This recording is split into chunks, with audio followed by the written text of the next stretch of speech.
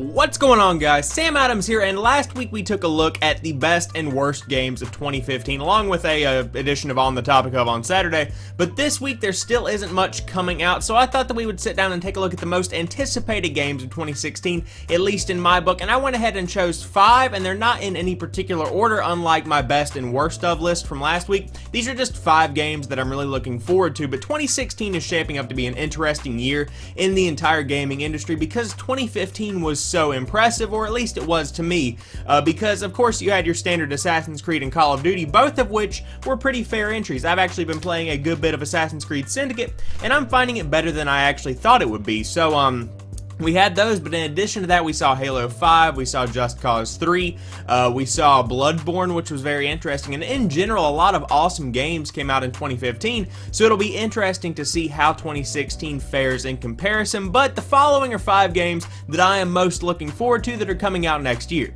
So first off on my list is Tom Clancy's The Division, and there is another Tom Clancy's game coming out next year. I believe it's Tom Clancy's Wildlands, something like that, but I'm more concerned with The Division because of how interesting it does look. The overarching storyline, if you are interested about that, is that there is an epidemic. New York pretty much shut down both economically and politically, and now people are just wandering the streets trying to find resources to sustain their little groups that have formed, kind of Walking Dead style almost, where they're little cliques of people and they're just trying to find resources.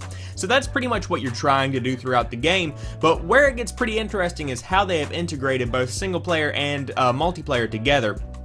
So of course you're wandering through New York, and when you enter a certain area, that is actually entering the multiplayer side of the game, so you go into pretty much just a open sandbox of whatever you want to do online. You can either work together and try and gather resources and split them up evenly. You could totally just rock it lone wolf, which they have said, because people were concerned that you wouldn't really be able to do anything lone wolf in the game. You would have to have some kind of team, but as the game developed more, they were allowed to say that, you know, you can totally just go solo on this. You can totally ravage other people's supplies, kill everyone, and get all for yourself. There are some interesting penalties with that, but doesn't really break the game whatsoever, so I'll be interested to see how that works.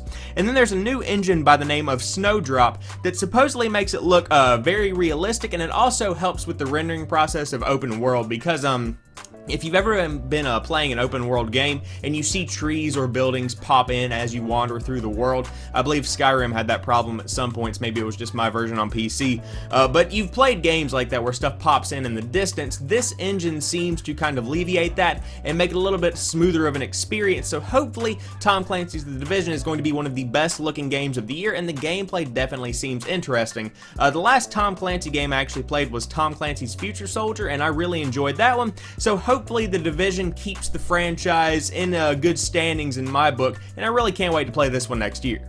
Next up, Horizon Zero Dawn, which is actually going to be a PlayStation 4 exclusive, and this is a really interesting concept, which is why it made the list.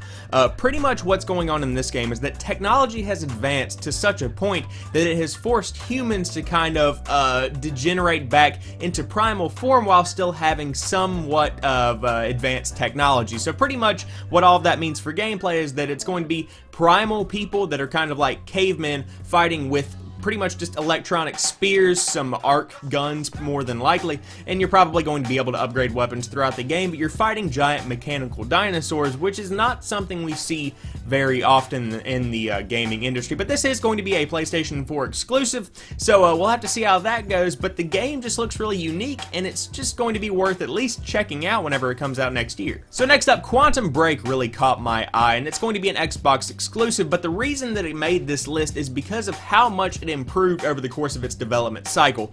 The game was originally announced, I believe it was either 2 or 3 years ago at an E3, and I saw some gameplay of it, and it was very impressive, but whenever they kind of dribbled off and it just kind of went into the E3 history book, so to speak, they continued developing it, and they kind of announced it at this past E3, and the game looks so much better, the gameplay looks so much smoother, and it just looks like it's going to be one of the best experiences that Xbox One has to offer. But I also really like the concept of it.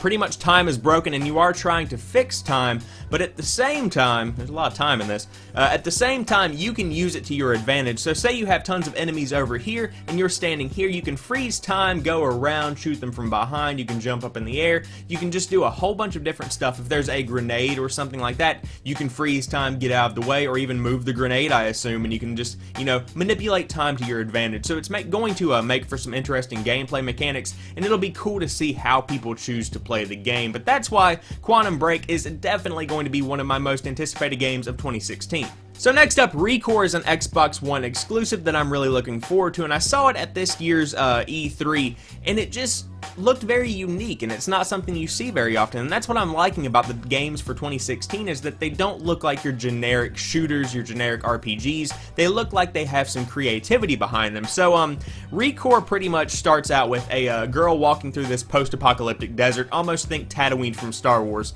and she has this little dog with her, and he has a blue sphere for an eye.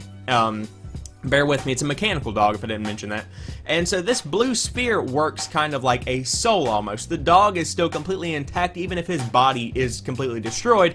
As long as the sphere is alright, he is still alright, and you can then put that sphere into other mechanical beings. So for instance, say you're playing Fallout 4 and you have Dogmeat as a companion. Imagine you can pretty much just make Dogmeat suddenly turn into a super mutant and then attack your enemies from behind, or however you want to use him to your advantage. That's a pretty awesome way to have a companion in a game. That's the main reason why this game caught my eyes, because I feel like that interesting use of a companion is going to make the gameplay kind of unique, and it might, you know, add a little bit more depth to the game. You know, if you're fighting something or you have an altercation that has a little bit of distance in between it, you could tell your dog or, you know, your blue sphere of a companion to hop into some kind of, you know, maybe a robot with a machine gun on it. Maybe even if they have vehicles, you can make them into a car and you can drive them around. I don't know how it's going to work, but it just looks like an interesting concept, which is why ReCore is one of my most anticipated games of 2016.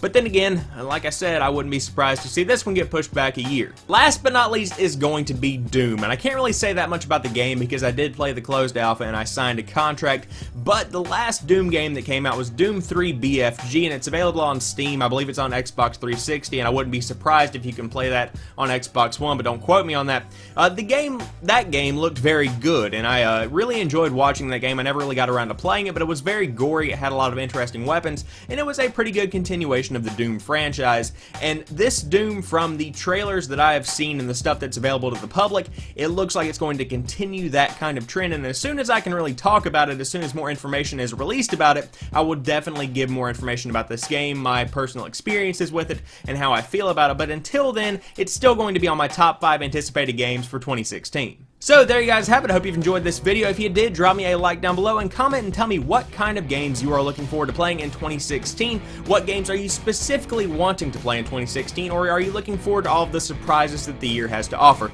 Let me know what you think in the comment section down below, and if you are new to the channel or you've never seen any of my other content, I do upload new stuff like 3 or 4 days a week depending on the week, so there's always something new right here on the channel when you drop by to watch some videos.